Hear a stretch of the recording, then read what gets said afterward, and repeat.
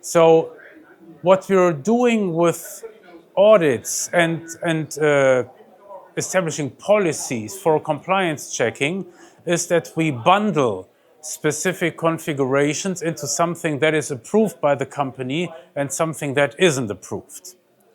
In other words, we are not looking at individual devices and their configuration, but we are looking at specific classes of devices, or we are looking at specific configurations that per se we say are not allowed. We don't want to have those configurations. And why would we do that? Well, because we positively know that specific configurations are real troublemakers. Let me give you some popular examples. The presence of Windows XP operating systems in OT, which is a reality in today's environment still, that is a big problem. That is something that you want to get rid of. But now the question becomes, how can I actually make that happen? The goal is clear. You know positively, if you would eliminate your Windows XP systems, if you would eliminate your Windows 7 systems, by just doing that, you will shrink down the attack surface because thousands and thousands of CVEs would just disappear. I mean, just besides the fact that you couldn't patch those CVEs anyway, because there are no longer patches available for those outdated systems. So the objective is, let's just get rid of those insecure products, okay? And now the task becomes, how can you identify that? And how can you also expose that to the responsible people? And this is where OTbase comes in. Certainly, once that you have a solid OT asset inventory, you can now use the data in that OT asset inventory and put some criteria on it, where you tell users, for example, no, this is not an approved configuration. What I'm going to show you in this presentation is how you actually make that happen in OTbase. So on this page here, we are already in the audits workspace within OTbase, where you can define your OT policies. And you see that we already have a couple of sample policies in here. And the first policy says must not have Adobe Flash on those OT devices. Why would we not want to have Adobe Flash Player on our OT devices? Well, for two reasons. We positively know Adobe Flash carries hundreds of CVEs with it. And we also know that in most cases, it's not even needed for OT applications, for OT use cases. So one smart strategy would be what we call system hardening. Just get rid of the damn product, right? And this will free up hundreds or thousands of CVEs. So by the way, how do we arrive at this insight? Which products actually carry tons of vulnerabilities? Well, we arrive at this insight also using OTbase, because in the CVE workspace, you can see which software products actually carry the most important vulnerabilities. And when it comes to obsolete products such as Flash Player, well, you should get rid of them anyway, then you can turn this into a policy. And this is again what we are doing here. So in this policy, let's click on Edit here so that you can see how this is done. We tell OTbase, use a saved search, and I'll get to that in 5 minutes, how this works. So from your inventory, just pick those devices that have Adobe installed, anything from Adobe, and then in this section, prohibited software, we define no Flash must not be on those devices. That's basically it.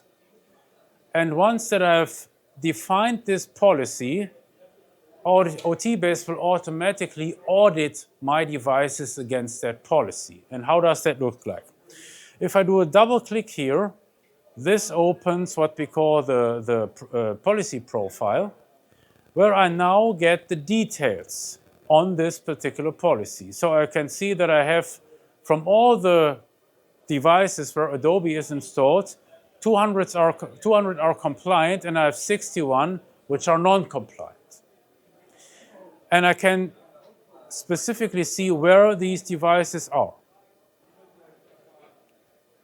And for any of these affected devices, I could also do another drill down. So just to give you an idea what you would see when you just check out that individual device, because now you will also see in the device profile a section that is called compliance.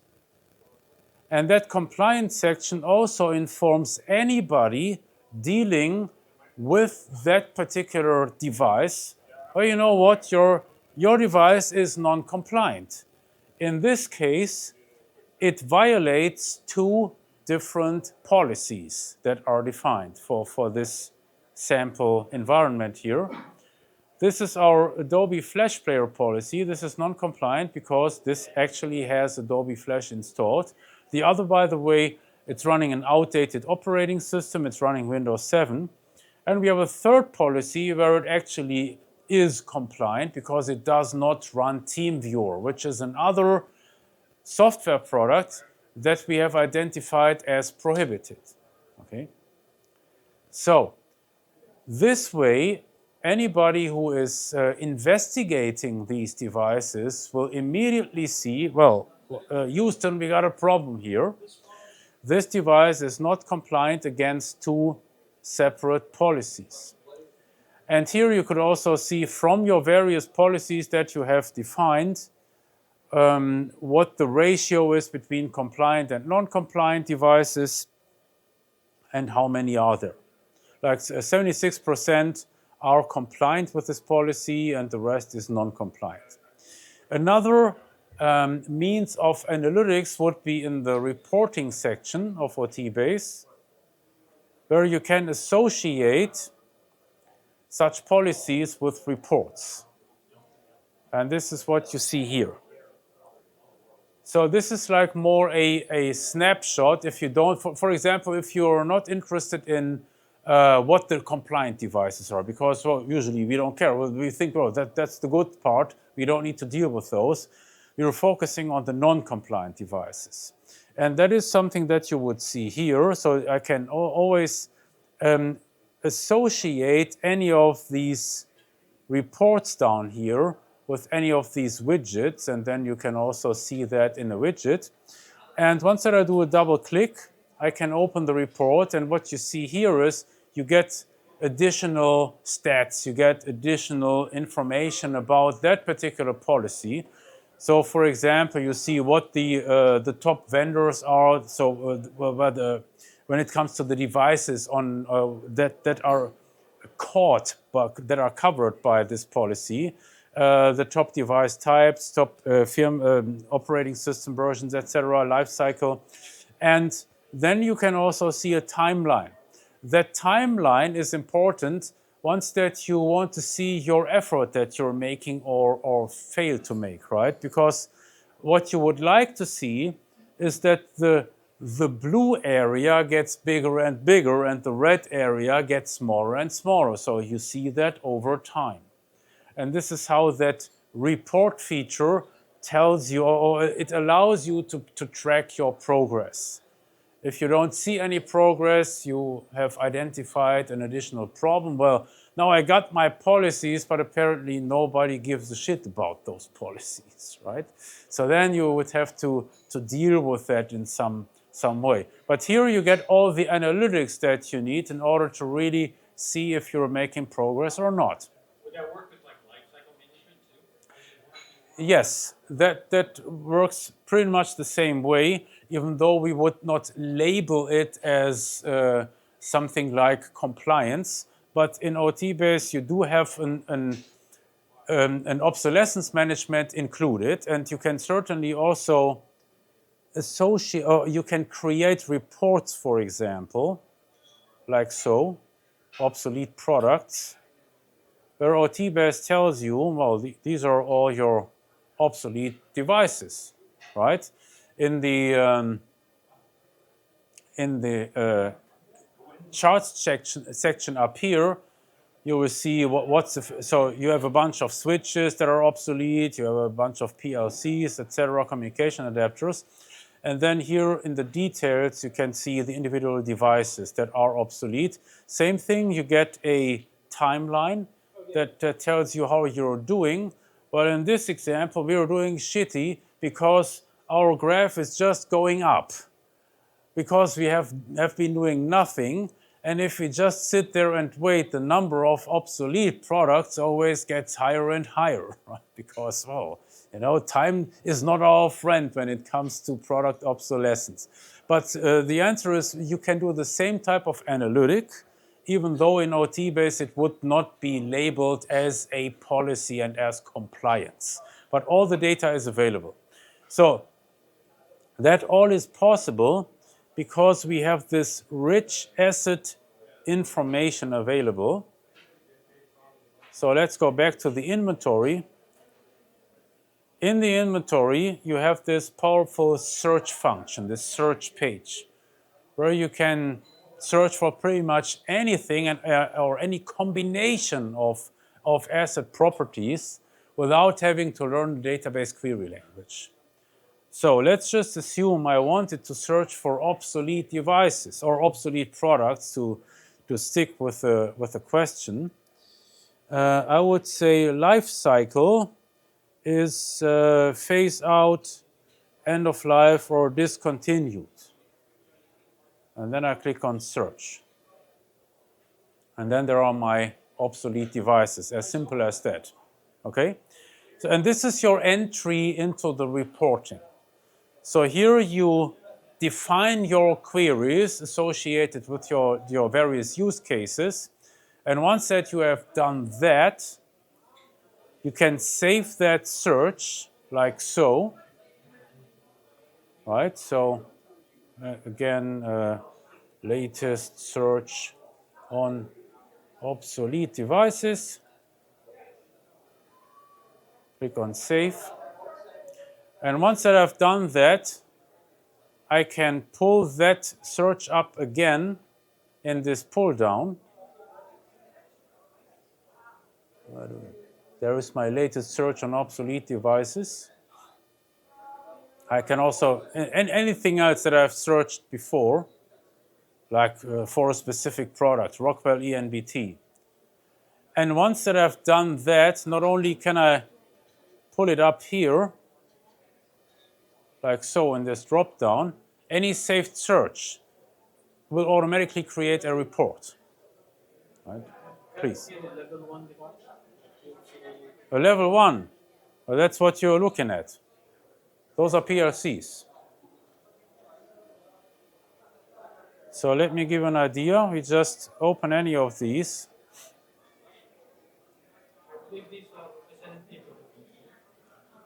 That has nothing to do with the protocol, with the SNMP protocol.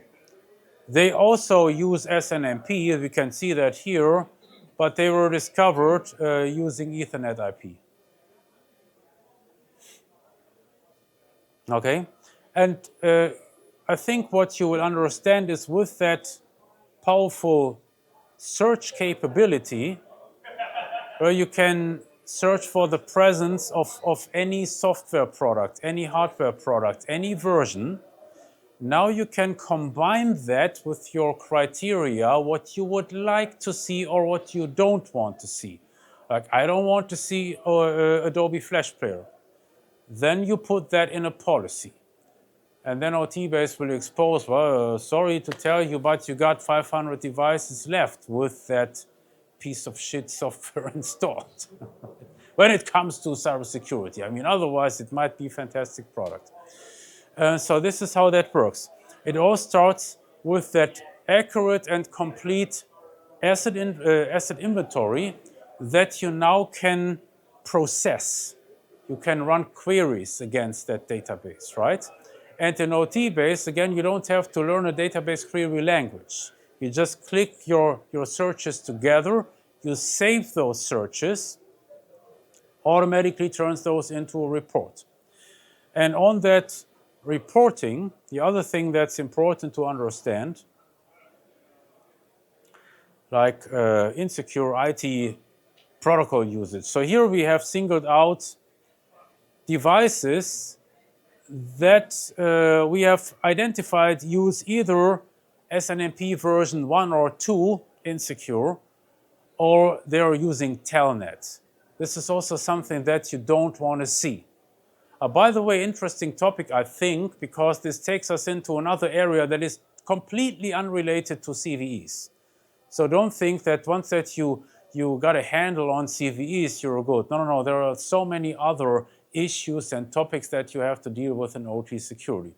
So here we are just looking at those. We're exposing all the devices that we have found to support or to use SNMP version 1 or 2 or telnet. Okay, quite a bunch of devices. And here is my point. This is just another report. This report is dynamic. What does that mean? When I open the report tomorrow or next week, the content will most likely be different, reflecting any changes. But it's also going to be different depending on the access rights of the user who opens the report, right?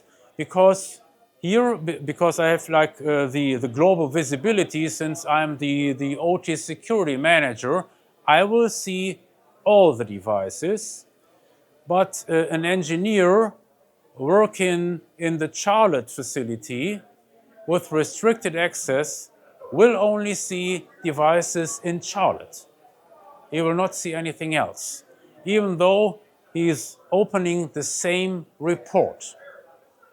And that also solves your problem. And, like in the old days, you wanted to communicate this information. What did you do? Well, you just passed along an Excel file. That's bad, because first, your Excel file might not even be current anymore. And second, maybe not everybody who will receive that Excel file should see all the content in there. And that is a problem that you don't need to worry about when you're using these internal dynamic reports in OTbase. Everything is browser-based, as you can see, but everything is undergoing strict access control. Questions? When it's coming to creating multiple policies or multiple level one, for example, if you want to create one policy that's Yeah. got multiple steps involved, OBC, Yes. can we integrate this into one policy? For example, unsecure protocol for multi-type of vendors. Can we do this, or it should be per vendor policy? Oh, that's up to you. That's basically up to you, how you define your policy. Because the parameter is different between. Yes, so let me give you an example. So in my search, let's go back to the inventory. In my search, when I'm, let's just go back to obsolete devices. I think that's a very simple use case. So let's close this. Oh, actually, I can launch my search that I saved just a couple of minutes ago. So now I see all the obsolete devices, but I could then modify this search and say, well, I just want to see the obsolete devices in one specific site, like this one, with all its children. Okay? Search. Oh, now it's only 99. Okay? Now, if I save that search as well, and then do another saved search for, let's just say, Charlotte, this will yield 2 different reports for those different sites. As easy as that. Other questions? Is the asset inventory automated, or is it, how do you build it? No, it's fully automated. Okay. You would never be able to arrive at this functionality with a manual asset inventory. So if you're still trying to manually create your asset inventory, you're simply wasting time. it will never yield any useful results. I mean, let me give you an example. Since the topic was brought up, obsolescence, product obsolescence. How much time do you want to spend to actually check which of your installed devices are obsolete, end of life or something like that? This is going to take you, I don't know, how many engineering hours per week or so. It will never work. It's all automatic, right? Because what we do in the background is we scrape all the vendor web pages where you can find this data, and then we automatically match it against your installed base. This is all like a database match. You would never be able to do that manually. And another example, if you think about installed software, Adobe Flash Player, just imagine how difficult it would be if you wanted to manually check for the presence of Adobe Flash Player on all your Windows PCs that you have in all your facilities. That's just not possible. Sometimes the mofo is even hiding as a component, as an ActiveX control. We can discover that automatically. But if you want to figure that out manually, I mean, how many years do you want to spend on that? How many man years? This just isn't feasible. Automatic is the only way to go. Otherwise, you will not have a useful OT asset inventory. So the complexity is just overwhelming. The sheer amount of data, you're not able to process this. And then when you think about configuration changes, somebody has installed a new firmware. Just the day after you have done your manual OT asset inventory, but now all of a sudden your Excel file is no longer valid. Yeah, that happens. So automatic is the only way to go. Any other questions?